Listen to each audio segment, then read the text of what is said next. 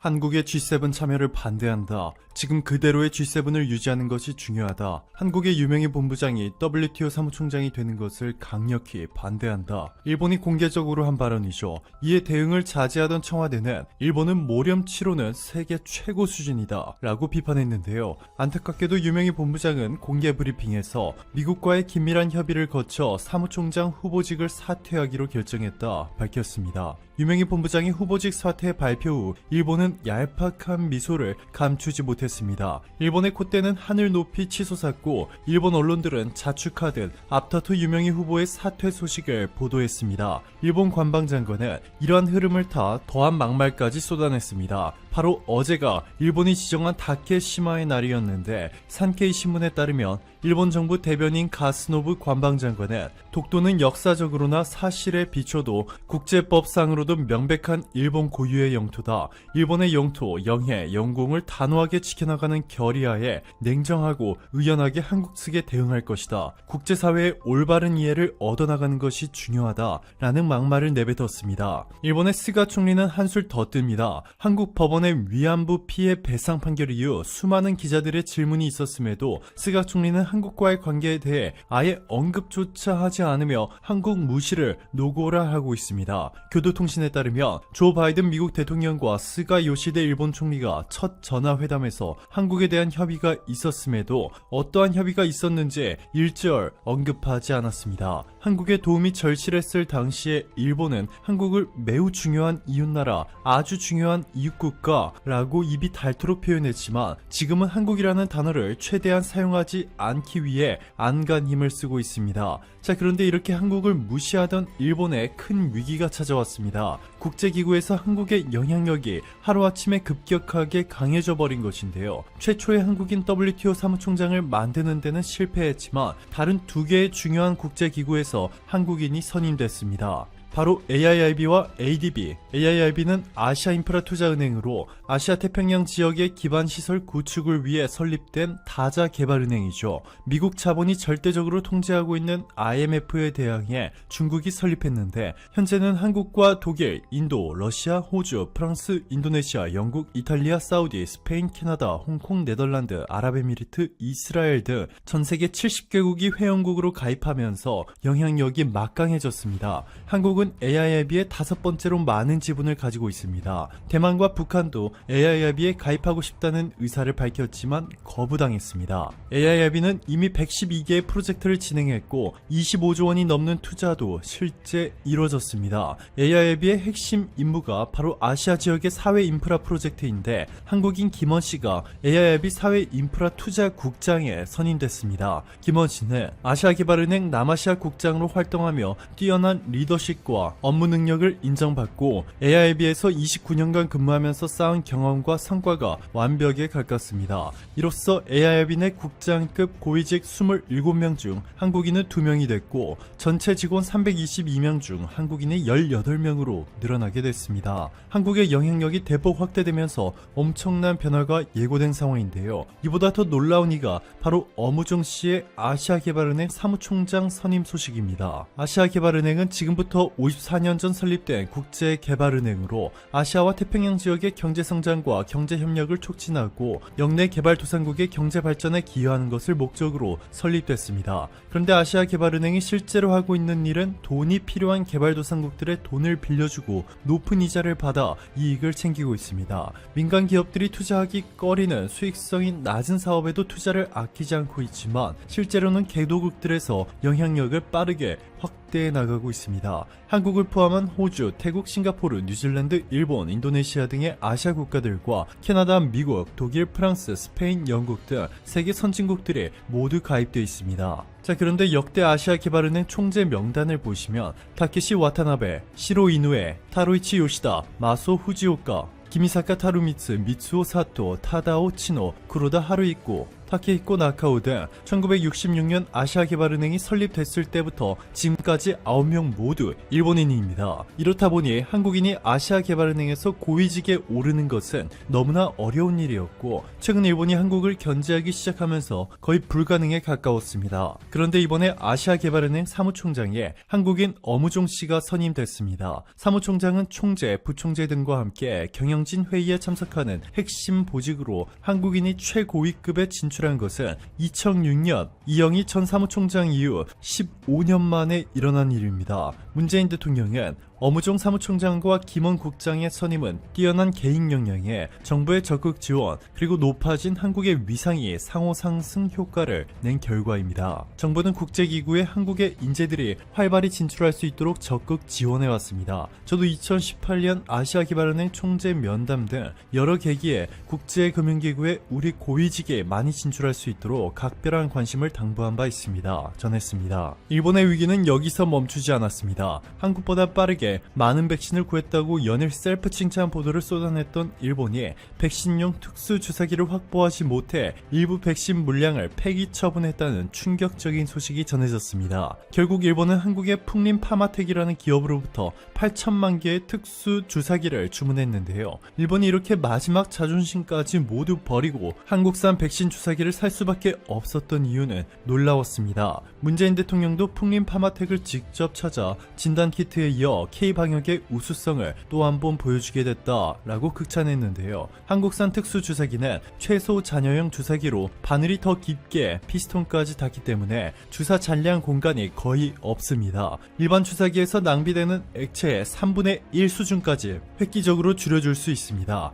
에이, 그래봐야 얼마 차이 안 나잖아 라고 생각하시는 분들도 계실 수 있지만 이는 실제로 엄청난 변화를 만듭니다. 일반 주사기를 사용하면 코로나 백신 한 병에 5회 투여할 수 있지만 한국산 특수 주사기를 사용하면 6회를 사용할 수 있습니다. 1인당 2회씩 투여해야 하기 때문에 한국인 5,183만 명이 모두 백신을 투여하기 위해서는 총 1억 366만 회분이 필요합니다. 일반 주사기를 사용할 경우 2,073만 병의 백신이 필요하지만 한국산 특수 주사기를 사용하면 1,727만 병만 있으면 됩니다. 비용 문제를 떠나 현재 백신 공급이 압도적으로 부족한 상황 속에서 절대적으로 중요한 역할을 담당하고 있습니다. 한국산 진단키트가 전 세계적으로 열풍을 불어일으킨 뒤 한국산 주사기가 또 한 번 비슷한 현상을 만들려 시동을 걸고 있는 것이죠. 이뿐만이 아닙니다. 현재 시중에 나온 백신들이 모두 코로나19 변이 바이러스를 완벽하게 차단하지 못할 수도 있다는 소식들이 공개되면서 백신을 투여받은 이들조차 쉽게 마스크를 벗지 못하고 있는 상황인데요.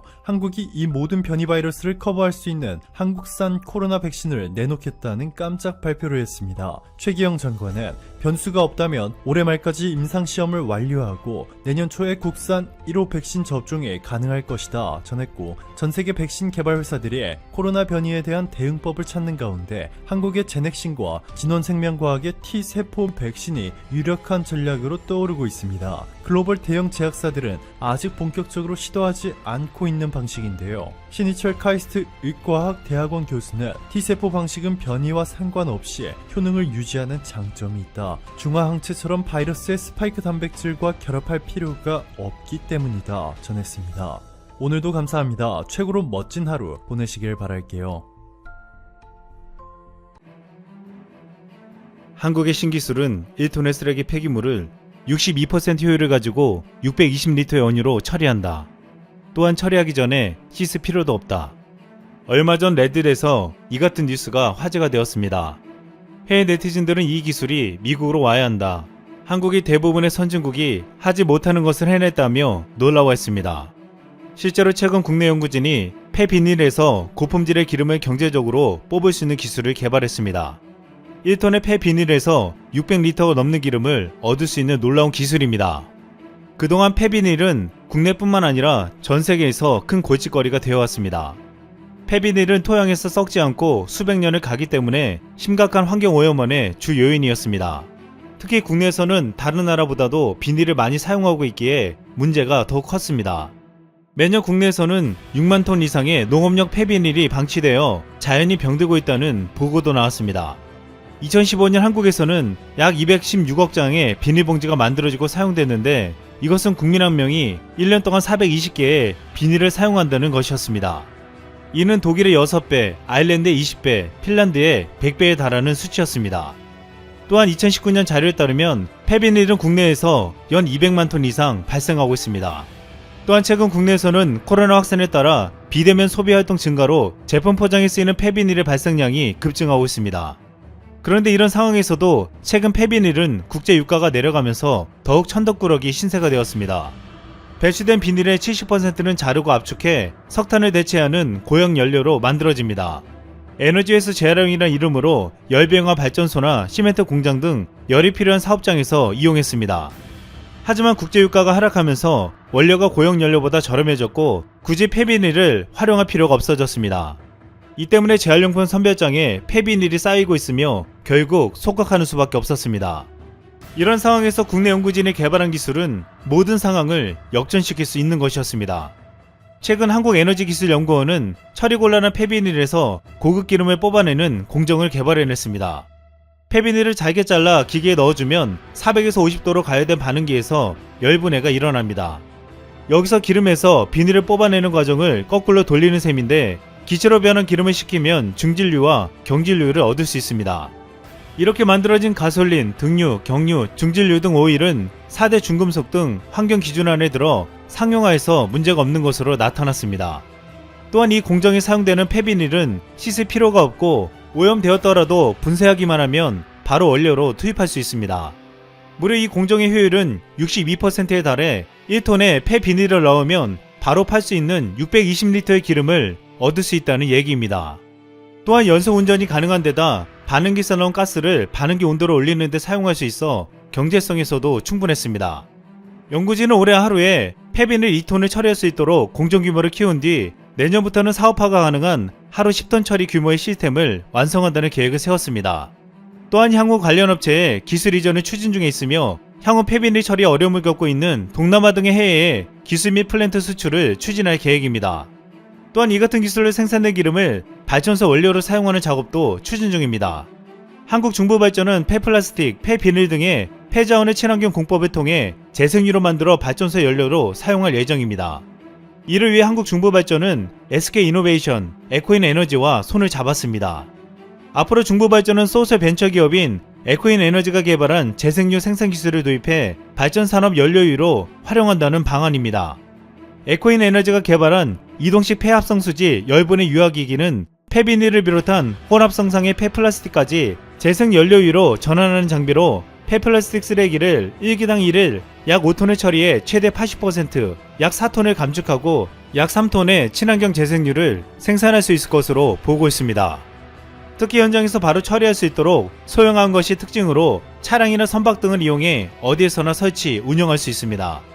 중부발전은 발전소 기동 시 사용하는 유류를 재생유로 활용하는 방안을 검토하고 향후 해외 사업장이 있는 인도네시아 등을 우선 타겟으로 국제적인 환경 문제 해결에도 적극 뛰어든다는 계획입니다. 한국은 폐자원을 재활용하는 놀라운 기술로 국내는 물론 전 세계의 환경 문제에도 크게 기여할 준비를 하고 있습니다. 그런데 이 같은 폐기물을 재활용하는 기술 이외에도 최근 북미에서 각광받는 한국의 기술이 있습니다. 북미에서 인기가 폭발한 국내 농기계입니다. 지난해 코로나로 인한 경기 침체 속에서도 국내 농기계 업체들은 사상 최대의 실적을 올린 것으로 나타났습니다. 특히 집 가꾸기 수요로 소형 트랙터 판매가 늘어난 북미 지역의 수출이 크게 증가했습니다. 코로나 사태로 북미 지역에서는 소규모 농업을 하거나 정원을 가꾸는 사람들이 용역에 맡기지 않고 직접 관리하기 시작했습니다. 그러면서 자연스럽게 소형 농기계 수요가 늘어나며 중대형 트랙터 판매 증가율을 앞질렀습니다. 여기서 소형 트랙터에서 강력한 한국 제품이 힘을 발휘한 것입니다. 과거 동양물산 기업으로 불렸던 국내 2위 농기계 업체인 TIM은 지난해 매출이 전년보다 15.5% 증가한 7,133억 원을 기록했습니다. 이것은 올해 창사 70주년을 맞은 이 회사의 사상 최대 매출이었습니다. TIM은 중국 합작법인의 사업 중단 이후 3년 동안 영업 적자로 허덕이다가 2019년 겨우흑자로 전환했습니다. 중국에서 사드 사태로 중국 자회사의 부실이 커졌고 지정 감세를 받게 되면서 감가 비용은 급증했습니다. 당시 TIM은 2016년 농기계 제조회사 국제종합기계를 인수하여 농기계 개발에 힘썼고 이후 1년 만인 코로나 사태를 맞아 오히려 역으로 영업이익이 2배로 증가했습니다. TYM은 코로나가 시작되며 미국에 트랙터 수요 확대 신호를 포착한 후 공격적인 마케팅을 펼쳤습니다. 지난해 5월에는 트랙터 모델명이 들어가는 숫자만큼 현금을 지급하는 할인 프로그램으로 뜨거운 반응을 불러 모았습니다. 이로 인해 단가가 높은 고급형 트랙터보다 탁월한 가격 경쟁력으로 가성비가 좋은 20에서 30마력대 소형 코리안 트랙터와 농기계를 팔았습니다. 무엇보다 TYM이 소형 트랙터에서 보여주는 기술은 놀라울 정도였습니다. TYM은 2013년 국내 첫 직진형 자율주행 트랙터를 개발한 데 이어 트랙터 2항기 등 농업기계에 모두 적용 가능한 자동선의 자율주행 시스템 개발을 완료했습니다. 자동선의 자율주행 시스템은 농기계에서 위성에서 위치 정보를 수신한 후 전용 단말기를 통해 실시간으로 농경지에서 작업 경로 중복과 누락을 최소화하면서 작업 시간을 줄일 수 있습니다. TYM은 이렇게 끝없이 빅데이터, 정보통신 기술 등을 접목한 농기계를 개발하고 있습니다. 올해 TYM이 새로 출시한 신형 T25의 리뷰 영상에는 신기한 것들이 들어있었습니다. 세련된 디자인의 트랙터의 소개 영상에서는 성능보다 디자인과 편의성을 더욱 강조했습니다. 이 트랙터는 근사한 디자인에 무선 충전, 블루투스에 자율주행까지 가능해졌음을 알리며 그동안 촌스럽고 투박했던 농기계에 반란이라고까지 불렸습니다. TYM은 소형 트랙터 기술은 한국과 일본 등 글로벌 업체들이 대동 소유하기 때문에 결국 디자인에서 승부를 볼 수밖에 없다고 했습니다. TYM 관계자는 이미 해외 시장을 중심으로 사전 주문이 1000대가 넘었다면서 자동차 시장처럼 농기계 역시 성능은 기본이고 얼마나